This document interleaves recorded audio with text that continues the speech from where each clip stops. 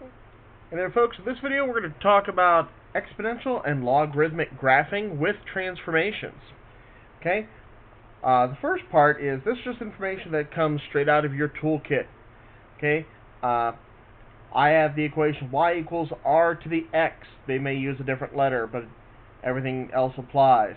The domain is all real numbers because the graph goes left and right forever. The range is y greater than 0 because it goes up from the y-axis. But it does have an asymptote at y equals 0. It approaches but never touches y equals 0. Okay? And there are 3 points you must graph as they relate to this equation. Those points are -1, comma 1 over r, 0, 1, and 1, r. Those are the 3 points that you must plot, and I have them plotted here. Now, how would you transform that? Well, I'm using the same letters as we have been using, along with their explanations in the order in which you would approach them. Okay, b is a horizontal stretch or compression by factor 1 over b. Okay, remember you're going to use the reciprocal of that. Okay, if it's negative, that just means you're going to reflect over the y-axis first. C tells you how far to shift left or right as needed. A is your vertical stretch, okay, by factor A. If it's negative, you're going to reflect in the x-axis. And then for D, it's a vertical shift D units up or down. So you're welcome to pause the video and copy these as needed. Now, for the log function, I'm using y equals log base r of x. The domain is x greater than 0. The range is all real numbers. There's an asymptote right here at x equals 0, so it approaches this line but never touches. Okay, and here's your graph. So it comes up and continues. So it goes down forever, goes up forever, but it starts here and goes to the right. The 3 points you must graph are 1 over r, comma, -1, 1, 0, and r1. The transformations are as you see here. Again, exact same letters do the exact same things as we are accustomed to. Okay, if there's a number in front of x, you must factor it out. Okay, that number controls the horizontal stretch or compression via the reciprocal of that number. Okay, if that number happens to be negative, you're going to reflect over the y-axis. C tells you how far to shift left or right. A tells you if you're going to stretch or compress your y values. Again, if that is negative, you're going to reflect in the x-axis. And then D tells you how far to move up or down. Okay, again, you're welcome to pause the video and copy this as needed. Now, the first graph that we're going to transform is y equals 4 to the x. I have the original already graphed for us. So I graphed -1, comma 1 over r. I graphed 0, 1, and I graphed 1, comma r. Plotted those points. I know the general shape, so I connected them as so. Now, my equation transform is 3 times 4 to the -2x minus 6 minus 7. Well, remember, if there's a number in front of x, you must factor that number out. So I've already done that for us. So I get 3 times 4 to the -2, parentheses, x plus 3, minus 7. So now I start detailing how is my function going to be transformed. Well, this minus sign tells me I'm going to reflect in the x-axis. Okay, that should be in the y-axis. Okay?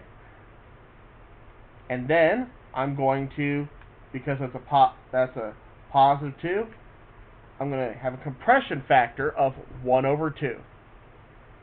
So my x's are actually going to get smaller. Okay?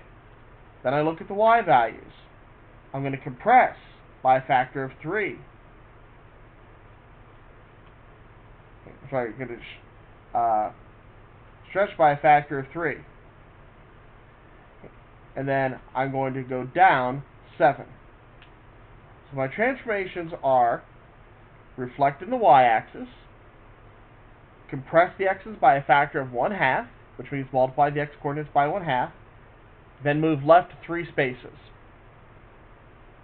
Then I'm going to multiply the y-coordinates by 3, and then shift down 7 spaces. So, let's get going with that, shall we? So, the first point, -1. -1 times 1/2 is 1/2.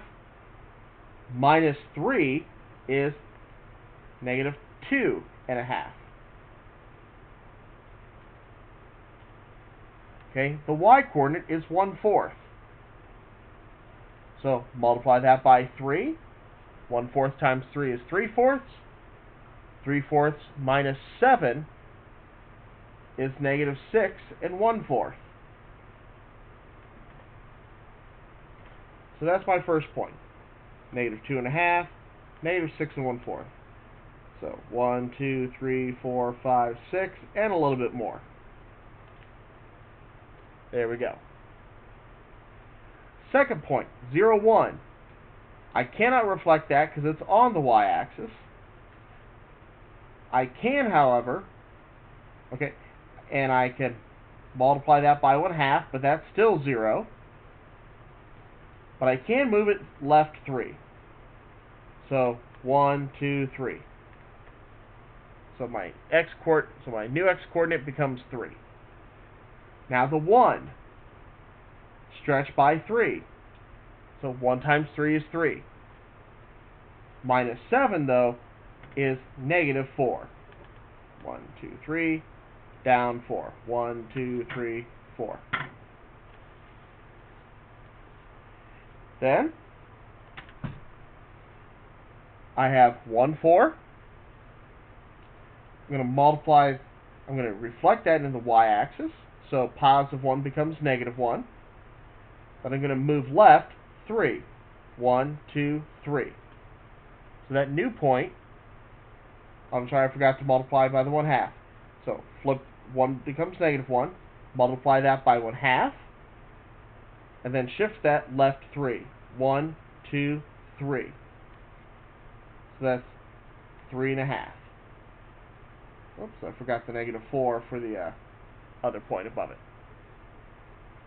Okay. See if we can autofocus this a little bit. There we go. So I'm at 3.5 and then 4. 4 times 3 is 12.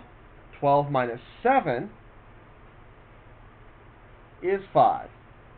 So left 3.5, 1, 2, 3, half, and then up 5. 1, 2, 3, 4, 5. Now, I have to rely on my knowledge of this exponential graph for me to draw it correctly.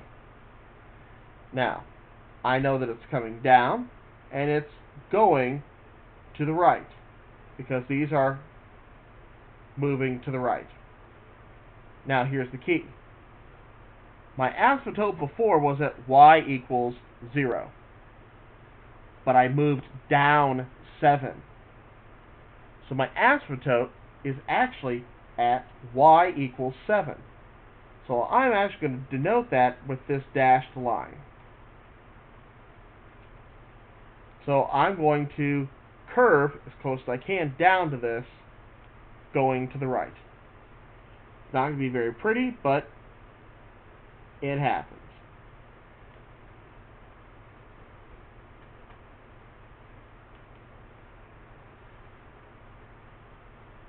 Okay, so looking at this, now I could say that my domain, it goes to the right, it goes to the left. My domain is all real numbers. My range, the numbers start at -7 and go up. So my range is y greater than -7. We already mentioned the asymptote is y equals 7. Okay, you're welcome to pause the video here and copy what you need.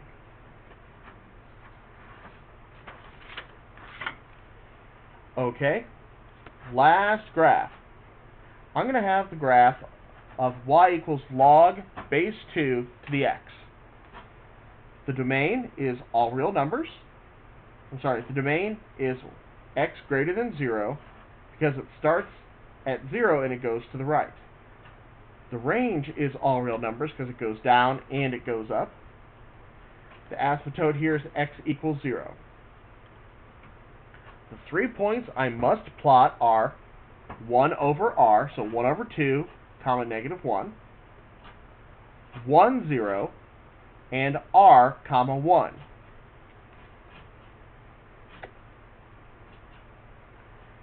Okay, so the graph that I'm going to transform has an equation of 2 times log base 2 times log base 2 of 1/4 x plus 1 plus 1. Well, same as before, I cannot proceed until I have x without a number in front of it.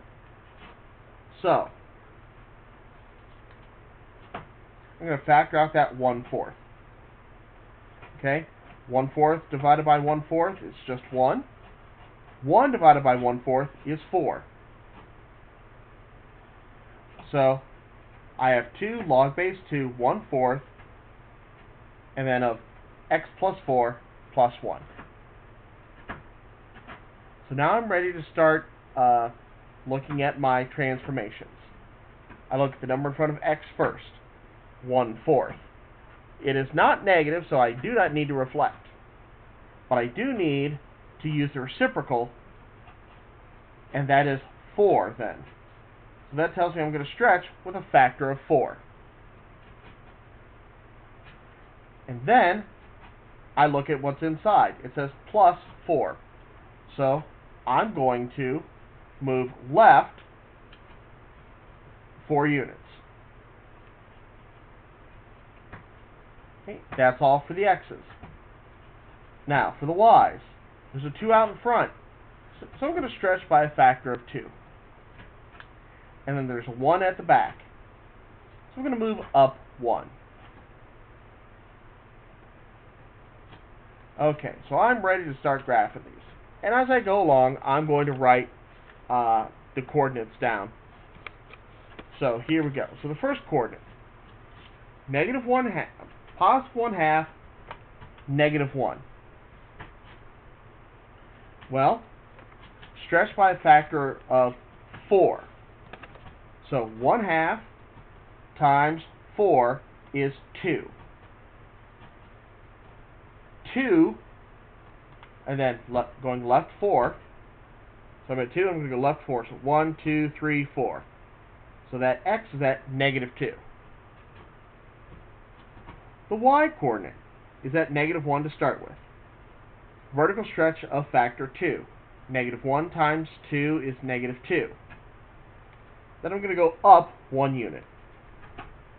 So that first point is at -2, -1.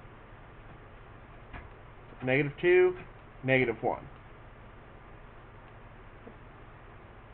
I realize now I may have counted along the wrong axis, but hopefully you guys got the idea.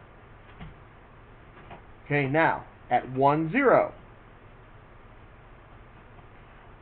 1 times 4 is 4, and then